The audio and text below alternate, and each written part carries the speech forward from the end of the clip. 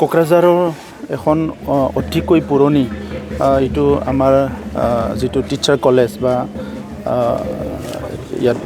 আগৰ পৰাই চলি আছে। তো এতিয়া এই বিএড কলেজখন বহুত বছৰ অতিক্ৰম কৰিলে আৰু আমাৰ অঞ্চলৰ বহুতখিনি শিক্ষকসকলক ইয়াত মানে বিএড কোৰ্সটো ল'বলৈ তেখেতসকলে সহায় কৰিলে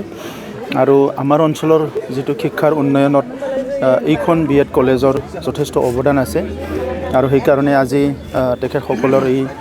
গোল্ডেন জুবলিৰ মুহূৰ্তত আমি সকলো আহিছোঁ আৰু এইখন কলেজত যিখিনি সুবিধা অসুবিধা আছে এইবিলাক আমি কৰ্তৃপক্ষৰ লগত আলোচনা কৰিছোঁ আৰু অনাগত দিনত আমাৰ অঞ্চলত কোৱালিটি এডুকেশ্যন দিবৰ কাৰণে টিচাৰ্ছসকলক যেনেকৈ নহওক ট্ৰেইন কৰিব লাগে, যেনেকৈ নহওক আমাৰ এডুকেশ্যন দিব লাগে, সেইখিনি কাম আৰু ভালকৈ এইখন কলেজে কৰিব পাৰিব মই এইটো আশা ৰাখিছোঁ। আৰু বহুত দক্ষ ব্যক্তিবিলাকে ইয়াত কলেজৰ প্ৰিন্সিপালৰ দায়িত্ব লৈ গৈছে আৰু আজিও বহুতখিনি ভাল ভাল ফেকাল্টি আছে আৰু মই আশা ৰাখিছোঁ যে তেখেতসকলে অনাগত দিনতো ভালকৈ কাম কৰি যাব আৰু এই কলেজখনৰ যিখিনি ইনফ্ৰাষ্ট্ৰাকচাৰ প্ৰব্লেম বা বিভিন্ন ইছ্যু আছে সেইটো লৈ তেখেতসকলে আমাক মেমৰেণ্ডাম দিছে আৰু এই বছৰৰ পৰাই আমি এই প্ৰব্লেমখিনি সমাধান কৰি দিবৰ কাৰণে স্কিম হাতত ল'ম। জাপানৰ যিটো গ্ৰুপ আহিছে তেখেতসকলে উত্তৰ পূৰ্বাঞ্চলত বহুত বছৰ আগৰ পৰাই কাম কৰি আছে উই নাকামুৰা বুলি চাচাখাৱা ফাউণ্ডেশ্যনৰ তৰফৰ পৰা। আমাৰ চৰকাৰ হোৱাৰ পিছত তেখেতসকলৰ লগত মোৰ 2-3 লানি মিটিং হ'ল, দুবাৰ জুম মিটিং হ'ল, এবাৰ ফিজিকেল আমি একেলগে মিলি পেলাই কথা পাতিলোঁ। বিশেষকৈ যিটো এণ্টাৰপ্ৰিনাৰশ্বিপ ডেভেলপমেণ্ট আৰু ইকনমিক ডেভেলপমেণ্টৰ ওপৰত আমি কাম কৰি আছোঁ আৰু তেখেতসকলৰ যিটো জাপানত যিবিলাক আজি ইনষ্টিটিউশ্যনবিলাকে কেনেকৈ এডুকেশ্যন দি আছে, বিশেষভাৱে এণ্টাৰপ্ৰিনাৰশ্বিপ ডেভেলপমেণ্টত কি কাম কৰি আছে সেইটো কথাটো লৈ পেলাই আমি শ্বেয়াৰ কৰিছোঁ আৰু তেখেতসকলে বিচাৰিছে আমাৰ পৰা টীম তেখেতসকল তাত যাব লাগে, এক্সচেঞ্জ প্ৰগ্ৰাম হ'ব লাগে আৰু তেখেতসকলো আহি পেলাই আমাৰ অঞ্চলত বিভিন্ন কাম কৰিব, সেইটো তেখেতসকলে কৰিবলৈ আগবাঢ়ি আহিছে। আমি তেখেতসকলৰ লগত কাম কৰি যাম। ভূটানৰ কনচুলেট জেনেৰেল কালি আহিছিলে আমাৰ তাত অফিচিয়েলি, কাৰণ আমি হ'ল তেখেতসকলৰ নাইবাৰ, তো সেই হিচাপে আমাৰ লগত ৰিলেশ্যন সদায় ভালে থাকিব লাগে বা আমিও তেখেতসকলৰ লগত ভালে থাকিব লাগে আৰু আমাৰ কেতবোৰ ভূটানৰ লগত ইছ্যু আছে। এটা হ'ল বানপানীৰ সমস্যাক লৈ পেলাই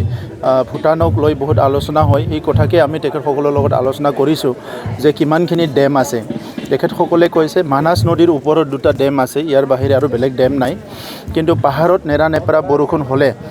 সেই পানীবিলাক আমাৰ ভৈয়াম অঞ্চলত আহে আৰু বহুতখিনি গৰাখহনীয়া কৰে, বানপানী কৰে আৰু সেইটো তেখেতসকলে কৈছে কি তেনেকুৱা লেণ্ডশ্লাইড বা বিভিন্ন সমস্যাবিলাক তেখেতসকলৰ ওপৰতো হয়,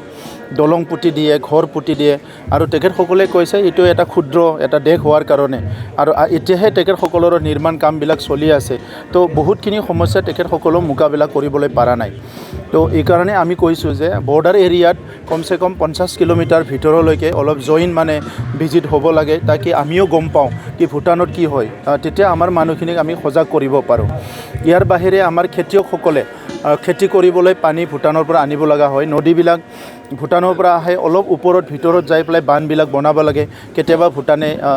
অলপ চলপ বাধা দিয়ে। এই কথাবিলাক পাতিছোঁ আৰু ভূটান গভৰ্ণমেণ্টে কৈছে যে এইটো আমি ক্লিয়াৰ কৰিম, তাত কোনো অসুবিধা নাই। ইয়াৰ লগতে খোৱা পানীৰ কাৰণেও আমাৰ কেতিয়াবা বৰ্ডাৰ এৰিয়াৰ মানুহবিলাকৰ প্ৰব্লেম হয়, সেইটোকো তেখেতসকলে কৈছে আৰু দুইটা দেশৰ মাজত এটা সাংস্কৃতিক মানে যিটো এক্সচেঞ্জ প্ৰগ্ৰাম আৰু স্পৰ্টছ এক্সচেঞ্জ প্ৰগ্ৰাম, ইয়াৰ লগতে ট্ৰেড যিটো আমাৰ বৰ্ডাৰ ট্ৰেড সেইটো ষ্ট্ৰেংথেন কৰাৰ কাৰণে আলোচনা হৈছে। তেখেতসকলৰ চিমেণ্ট প্ৰডাকশ্যন হয়, সেই চিমেণ্টটো আমাৰ এই অঞ্চলৰ মানুহবিলাকে নাপায়, তো তেখেতসকলে কৈছে যে আমাৰ অঞ্চলৰ মানুহবিলাকো পোৱাৰ কাৰণে ব্যৱস্থা কৰা হ'ব। তেনেকুৱা বহুতখিনি কথা পতা হৈছে আৰু এই 2টা মিটিং যোৱাকালি যিটো হৈছে ভূটান আৰু জাপানৰ ৰিপ্ৰেজেণ্টেটিভৰ লগত, এইটো ভাল এটা দিশত যাব বুলি মই আশা কৰিছোঁ। বহুত ভাল হৈছে, আমাৰ ফুটবলত বহুত প্ৰতিভা আছে আৰু সেইকাৰণে আমাৰ আজি মিটিং আছে স্পৰ্টছ ডিপাৰ্টমেণ্টৰ যে আমি যিটো খেলো ইণ্ডিয়া ঠিক তেনে এটা মডেল বনাই পেলাই আমাৰ বিটিআৰ অঞ্চলতো এইবাৰ স্পৰ্টছটো এটা ফেষ্টিভেল টাইপৰ এটা লৈ যাব বিচাৰিছোঁ আমি আৰু তাত বিশেষকৈ ফুটবলটো আমি বেছি ফ'কাছ কৰিব বিচাৰিছোঁ আৰু আমি যোৱা কেইদিনমান আগতে ফাইনেল কৰিলোঁ যে যিটো নেকি ওদালগুৰিত আমাৰ স্পৰ্টছ একাডেমি হ'ব, এইটো মানে